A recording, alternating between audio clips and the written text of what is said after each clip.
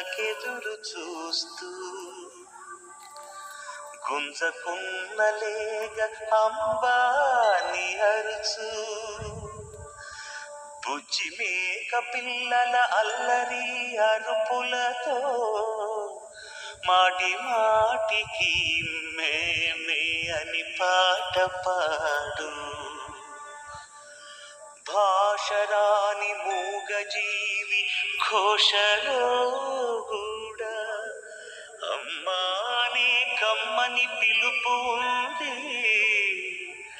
అమ్మయే సృష్టికి ఆది మూలమురా.